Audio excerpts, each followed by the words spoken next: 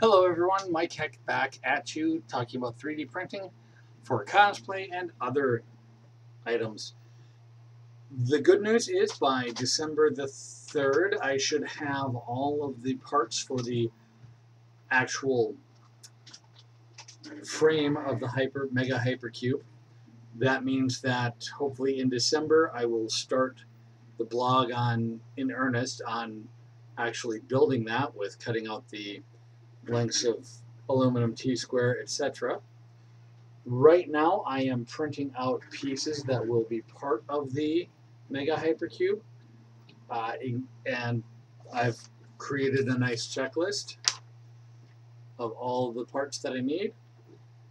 These are things that I've already printed off. These are things that I need that I may or may not have. Once I get that done, once I get all of the framework done, my goal is to budget myself somewhere around $100 a month to go ahead and finish getting the items that I need for the Mega Hypercube, which means that we'll probably see it completed in February, March timeframe, dependent on sales, whether or not we have extra money to throw at it, that type of thing. But it is the thing that's helping keep me going and keep me sane during quarantine, lockdown, etc. So it's all good. What I am doing right now is printing in PLA, 3D Salute Tech, which is one of my favorite PLAs. I'm printing out a few pieces, and I'll be checking them off as I go. I'm using my handy-dandy printed stackable storage bin to store some of the pieces I've already printed out. The blue are in the 3D Salute Tech blue that I got for printing out a few items, and the black are from Tech Bear's PLA, which is what my friend who I'm doing the Mandalorian Armor for provided me as payment for doing the Mandalorian Armor. Well, it was really supposed to only be the Mandalorian helmet, but then I went overboard and started printing out all kinds of other stuff for her. What I will be doing next with my 3D printers is, aside from the stuff for the Mega Hypercube, I will likely be printing out some very useful, practical prints. There is a shelving unit in my kitchen that does not have the pegs for putting shelves in. And for a long time, we took a smallish 3-drawered storage bin from Target and put it in there.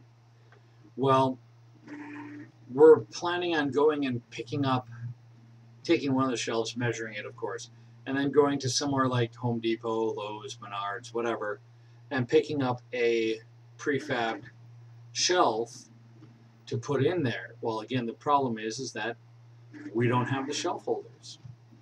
Well, thankfully, I am able to go onto a place called Tinkercad, tinkercad.com, for those of you wanting to do 3D design, and create very simple geometric shapes. The bracket holder is a flat piece with a cylindrical piece off one end, and then a triangular piece coming off the other. I've printed 2 or 3 of these, and they're in use on the shelves where the original bracket, which did not have a full solid triangle, but only a single and then a line going up and down. So I've printed out these ones that are much more solid and put them into use in our kitchen already. So my hope is that I can go ahead and print out 8, 10, 12, probably 12 of them, depending on how many shelves we have. So if we go with only 2 shelves, it's going to be 8 of the holders, shelf holders, and if I go with 3 shelves down in that area, it'll be 12. It's going to be an area where my kids milk cups and glasses and plates and spoons and forks and everything are, the things that we don't want them to, or that we don't mind them grabbing for doing things. I'll share with you what that looks like, what that shelf holder looks like, if anyone's curious. I also was able to design a glass holder for glass cabinets, because at the time, and thank you to a bunch of my woodworking friends, I now know where to get them, but at the time I had no idea where to get the actual small pieces of plastic that had a holder for the glass to hold the glass onto a actual cabinetry. So that's a thing. I'm glad I was able to figure out how to put that together, and also how to now buy the real ones from a woodworking shop if I really wanted to. As always, if you have questions or comments, or if there's something that you'd like to see me try to 3D print, I'm always up for a challenge, especially now, with me working from home and having a lot of time in the evenings. Just hit me up in the comments. If you know me on Facebook, shoot me a DM. I am more than willing to give things a shot. We'll negotiate what it would come to. Usually I just work for rolls of filament, especially if looking at the license, that the creative license of the thing, the shared creative content license, I believe, allows me to, in some cases, sell directly, but in a lot of cases it's just used for personal or non-financial gain, is the way it's put. So if you want like a Mandalorian helmet, that particular one I could actually sell based on the creative license that the person used, as long as I credit them for the design.